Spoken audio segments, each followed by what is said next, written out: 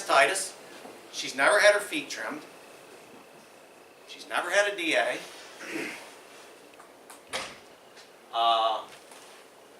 She's just the kind of cow that really makes milking cows fun. She calved yesterday morning. I got to the barn, she's laying there and had her bred to mogul. Was hoping for a polled bull. Unfortunately, I don't think he's polled. I can tell 98% of the calves when they hit the ground if they're polled or not. I've been at it for 50 years, so I'm pretty good at it. But once in a while you'll find one you're not quite sure. And I felt this calf yesterday morning. The first thing I did, there lays this bull calf. I looked at his sacks, I felt his head. Oh, darn it, he has horns. And so I went and got him some vaccine, come back, felt his head again. Maybe them horns went away. But I was convincing myself there was less horn there to sacrifice. I've been waiting 9 months for a polled bull out of this cow. So anyway, it's our standard procedure. Any cow, third lactation or more, gets calcium. So I go get a tube of calcium. I don't, she could get up, I'm sure, but I got a tube of calcium. She's laying in the center of the box stall. I put my arm around her, give her the calcium, walk away. Most cows, they snort, cough, and paw and beller. She just laid there just like any good patient would. Are you getting the point that she's a pretty good cow?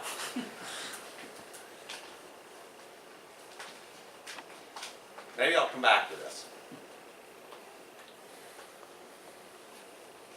This is the cow sheet for the cow that I just showed you. We feed a 1 ration TMR for 70 pounds of milk. Nothing fancy. We don't push for production. She had 139, 138.8, 149.8 the first 3 tests. So we decided it's time to breed her. She dropped to 92, but she got pregnant. Her cell count, you can see. Her deviations, you can see. Her percentage of herd, you can see. She has 4 lactations under her belt. Her average is 32,545 pounds. That's a lot of milk for us. We don't feed for production. If they milk, they do it on their own. But when you send her information to the Council on Dairy Cattle Breeding, the people that compute the worth of our cows, see this? She's minus 285 pounds of milk. She's minus on fat. She's minus on protein. That's a 2. She ranks in the 2 percentile of the breed. If you can't see that, I'll tell you what it is.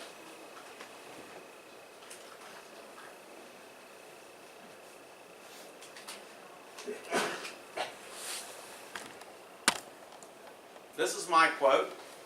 I put my name with it. You can't read it in the back, I'll read it to you.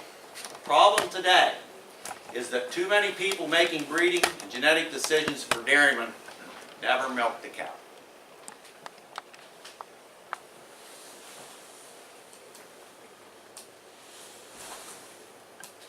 If you ever milk that cow, you'd say, I need more of it.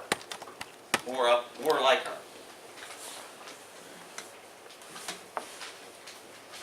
And my point is, those of us that milk cows every day, we know which of our cows are the cows we enjoy milking, which cows are problems, which cows got the sore feet, which cows don't respond to treatment. We're the people with that knowledge, but that knowledge does not get passed out, get published, get to you guys that need it, that make the breeding decisions. And I'm going to tell you, I'm not here promoting any one particular way of breed cows. We live in a free country. We paid a dear price to be free. But this is what's worked for us. system of breeding cows that suit us. Not necessarily what suits your neighbor, but what suits you. And I've often said, if you milk a cow that you like, chances are your neighbor would like her as well. I just put a couple more pictures in here of some polled cows. This was a cow, she still goes back to the Sophia family, but from a little different brand, a homozygous cow. She was actually featured in Holstein International. We only ever had one cow make 40,000 pounds of milk. And this was the cow. She was a paradox daughter she made over 40,000, and she made it without sweating. And she had these she had three lawn boy daughters, and she had two lawn boy sons. Both sons are in AI. The two on the left are still at home. They're full sisters. They're 10.5 years old. They both have over 200,000. In fact, they both went over 200,000 on the exact same month. They surpassed that milestone. We sold 1604. She went to a dairyman in Juniata County, and he's been quite happy with her. That's one of them, the side view. That's Burket Falls 1606. She's excellent. That's just another shot. That's the one we sold.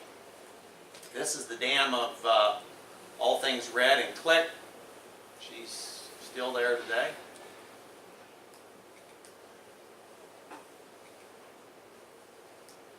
Premium was a bull that was homozygous, and we sold him to the Germans at a young age, and there is a little bit of semen around. That's a Talent daughter from the same family, a Marmax from the same family. This cow calved on Sunday morning with heifer by Enlight. She's sired by Dazzler, Burket Falls Dazzler. Dazzler was an advent maternal brother to Donald.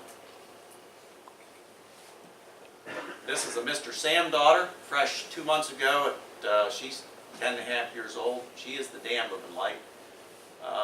She's 93. We score next week, and I don't see any reason why she couldn't get another point. She looks terrific. She's 10 to 8. That's Enlight. That's another Dazzler daughter. I'm showing you some of these. I mean, this is Burket Falls breeding on the top side and the bottom side. That's a son that we use, the dominant son. This is Done Right that Galen talked about earlier.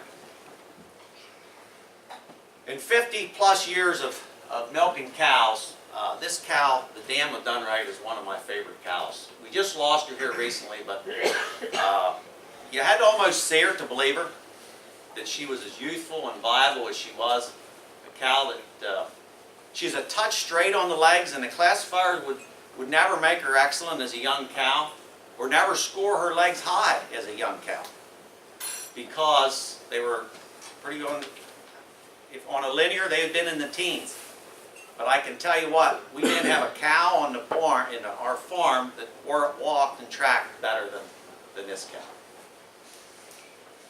It's another shot of her. This is a group of daughters. I guess we're milking 10 now. And I tell people, we run the bull with the heifers. It's random mating.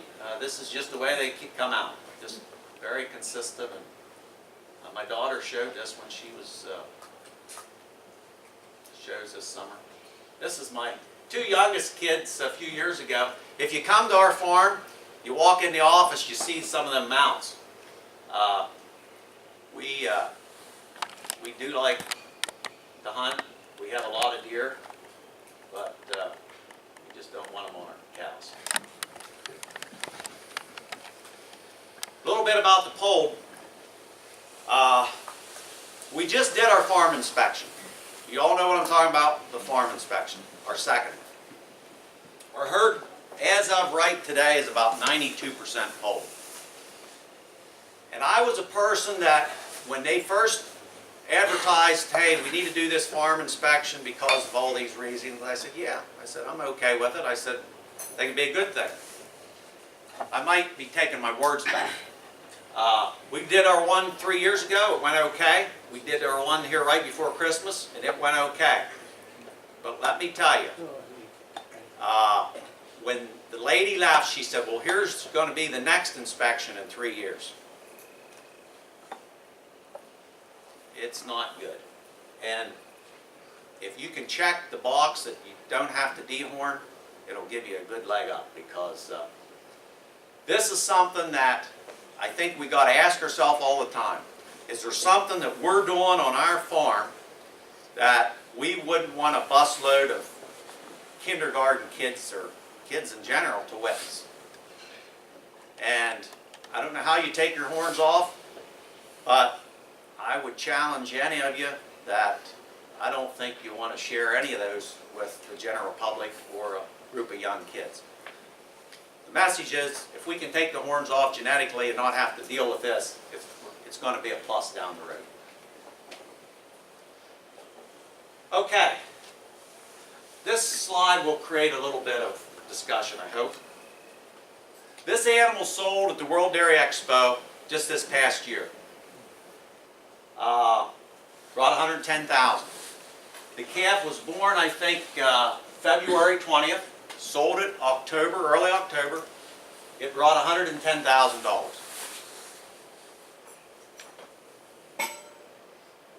Ed, the guy that bought this animal, what were they looking at? They're looking at her as a bull mother. Okay. That's how they're going to get their money out of her. And I want to preface what I say. I am not being critical of the breeders of this animal. As I said before, we live in a free country. The price we paid to be free was quite expensive. And I'm not saying that's wrong. But I want to point a few things out to you. When this calf was dried off and clean and up and drinking, they pulled 20 hair out of its tail. They sent it to a lab, and the lab sent them back that number right there. And that number is 2841G. That's the genomics.